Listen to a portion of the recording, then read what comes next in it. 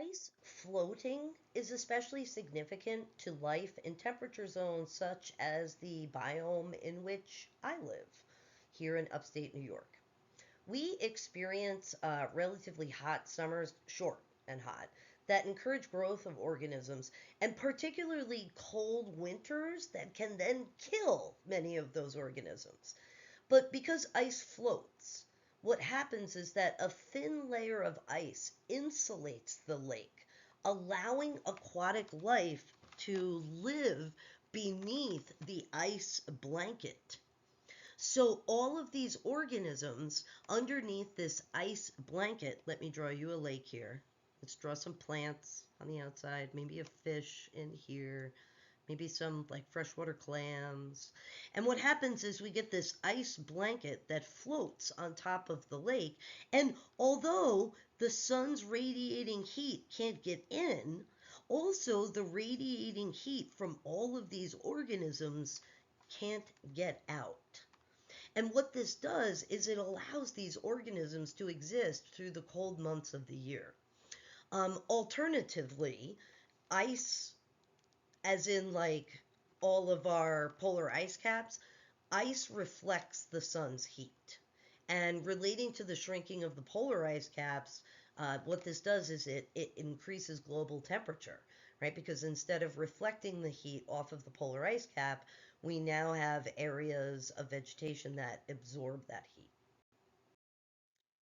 There are so many ways in which this impacts your life.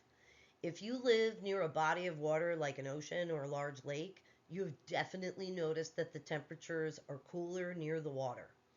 Defrosting frozen meat in water takes a shorter amount of time, reducing the amount of time your uncooked meat spends in the ideal temperature for bacterial reproduction. And most importantly, your water based blood does not boil and evaporate when you walk out into a hot parking lot in the middle of the summer, right? Your body uses water based sweat to bring heat to the surface of your body for evaporation. Dogs do this by panting. If your cat does this by panting, you should see a vet. As a personal example, I grew up at the Jersey Shore, um, and I remember walking to the ocean through like the snow in the wintertime, right? And so as someone who spent time in the water in the winter, I acquired some wetsuits of variable thickness. And let's draw a picture for a moment. So this is me. That's me with my limbs. And I'm relatively happy because I'm young and naive, right? And what I found out was that wearing one suit insulated me from the cold, right? But actually wearing two suits insulated me from the cold a lot better. And you're like, well, of course, Amy, you're wearing two suits. I know, but it wasn't that. It was because on days that I would wear two suits, I would also pee. I should have made this yellow.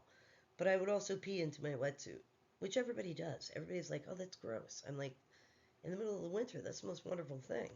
But what this did was by peeing into the wetsuit, I established this insulating layer of water between the two of them. And the insulating layer of water was originally 98 degrees. And so by peeing into my wetsuit, the urine gave me this insulation power that wasn't just double the thickness of the wetsuit, but right, like exponentially better than the thickness of the wetsuit. And it was also guaranteed to it kept me warm for hours, right? So that outside wetsuit prevented any of the evaporation that could have happened, and that insulating layer of water-based urine kept me pretty warm. All of these slides start with me saying water has an incredible ability to, and it does have an incredible ability to dissolve many substances. And it is known as the universal solvent. Let's review for a moment. Solutes dissolve into solvents to make solutions. By dissolving carbon dioxide into water, I can make seltzer. If I add a little bit of salt, I make club soda. And then if I add quinine, that makes tonic water. Seawater and blood are both solutions, with water as the solvent, ions, biomolecules, fish, red blood cells, and other substances like that are the solutes. Your cells are essentially just small packets of water that contain a complex solution of molecules and other dissolved things within that water. Substances that dissolve in water or are attracted by water are called hydrophilic. Think of all the substances that dissolve in water or absorb water: rice, pasta, bread, cotton, towels, paper towels. These are substances that are all known as hydrophilic or water loving. Two substances that you are familiar with that do not dissolve in water are waxes and oils, right? Water beads up on waxy surfaces, like the oil in salad dressing rises above the watery vinegar. This is why you should use a blender to make your salad dressings. It does something called emulsifying. Think of all of the substances that you can think of now that are hydrophobic: olive oil, butter, many skin lotions, some cleaners, rainproof clothing, right? Substances that do not dissolve in water or repel water are called hydrophilic.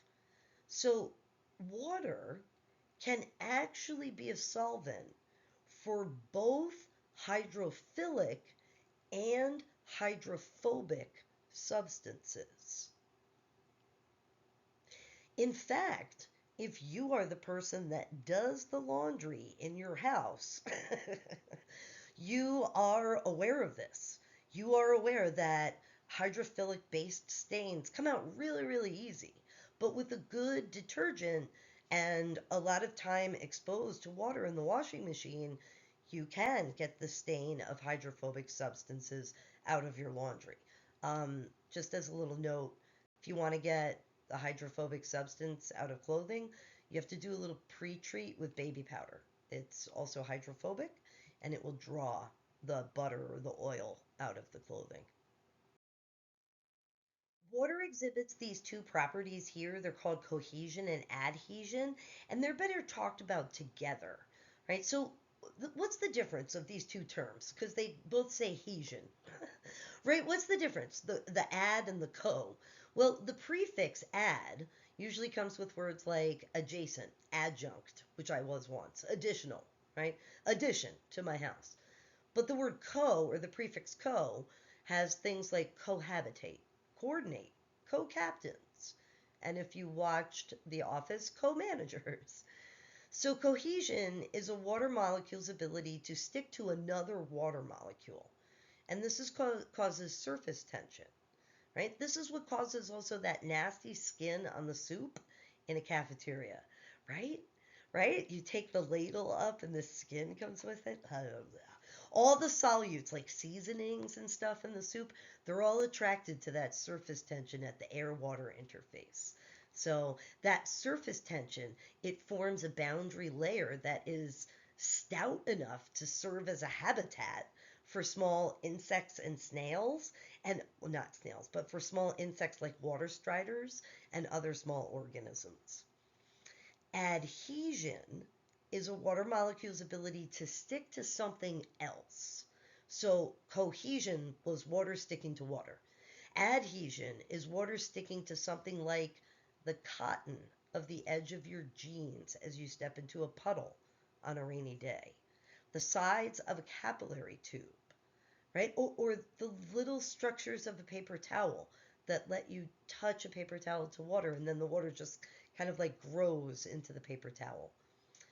In fact, this property, both of these, water's cohesion and adhesion, it leads to something called capillary action, where a water-based substance can rise through a small tube, kind of like defying gravity. The cotton of your jeans is essentially small tubes. On your way to class, you step in a puddle and you get just the bottom of your jeans wet. But as you sit there in class, the wet mark seems to rise up your jeans, defying gravity. And then when you get up to leave, it looks like you've stepped in a puddle that was 2 feet deep. That mechanism is also at work in trees and really large redwoods. And what it does, it allows these large redwoods to draw water and nutrients from the soil into these small vessels or tubes called the xylem. And then the xylem is able, because it's made of little tiny tubes, it's able to transport everything up the trunk of the tree to the leaves without an active pump. Right? So when you look at a tree, water is rising up through that tree simply by these cohesive and adhesive properties of water.